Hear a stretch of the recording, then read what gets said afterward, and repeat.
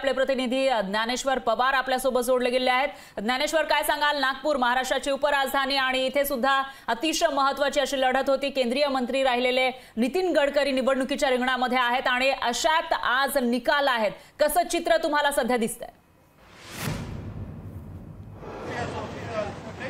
अगदीच फरा अवघ्या देशाचं लक्ष लागून असलेल्या नागपूर लोकसभा निवडणुकीत सध्या लक्ष लागून आहे, कारण की या ठिकाणी केंद्रीय मंत्री नितीन गडकरी अक्षरशः रिंगणामध्ये होते आणि त्यांच्यासोबत उमेदवार कोण असणार हा ऐन वेळेवर ठरवलं गेलं काँग्रेसकडून आणि ऐन वेळी विकास ठाकरेंना उमेदवारी देण्यात आली।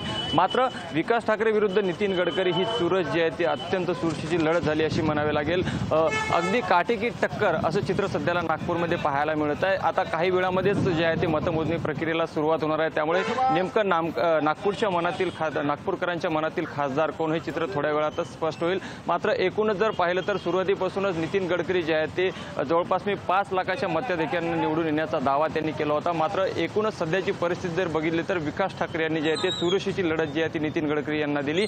एकूणच विद्यमान आमदार राहिलेले विकास ठाकरे जे आहेत ते त्यांना ज्या पद्धतीने काँग्रेस नेत्याचं या ठिकाणी पाठबळ मिळालं तर त्यामुळे ही जी लढत जी आहे ती अतिशय काटेकी टक्कर या ठिकाणी राहिली आणि त्याचबरोबर याच मतमोजणी केंद्रावरती जे आहे ते रामटेकचं देखील आता थोड्या वेळामध्ये निकाल लागणार आहे। या ठिकाणी देखील काँग्रेसकडून जे आहे ते श्यामकुमार बर्वे आणि महायुतीचे राजू पारवे यांच्यामध्ये चुरशीची लढत आहे, त्यामुळे कोण नेमका रामटेकचा आणि नागपूरचा खासदार हे चित्र थोड्याच वेळामध्ये स्पष्ट होणार आहे। आणि मतमोजणी केंद्रावर जर बघितलं तर माझ्या मागे तुम्ही दृश्यांमध्ये जर पाहत असाल तर अतिशय कडेकोट असा बंदोबस्त पोलिसांचा या ठिकाणी दिसून येतोय। या मतमोजणी केंद्राला चोहो बाजूने जे निश्चितच ज्ञानेश्वर या विषयाची अपडेट आपण तुमच्याकडून घेत राहूयात आणि त्याचबरोबर आणखी एक गोष्ट स्पष्ट होणार आहे, जे आरोप करण्यात आले होते विरोधकांकडून की नितीन गडकरी यांना पाडण्यासाठी भाजपच्याच काही नेत्यांनी प्रयत्न केले असा आरोप त्यांनी केला होता, त्यामुळे त्याविषयीचे सुद्धा अपडेट आपल्याला घ्यायचे आहे। त्याचे रिझल्टवर काही परिणाम झालाय का तेही आपल्याला बघता येईल। दरम्यान धन्यवाद तुम्ही दिलेल्या या सविस्तर माहितीसाठी।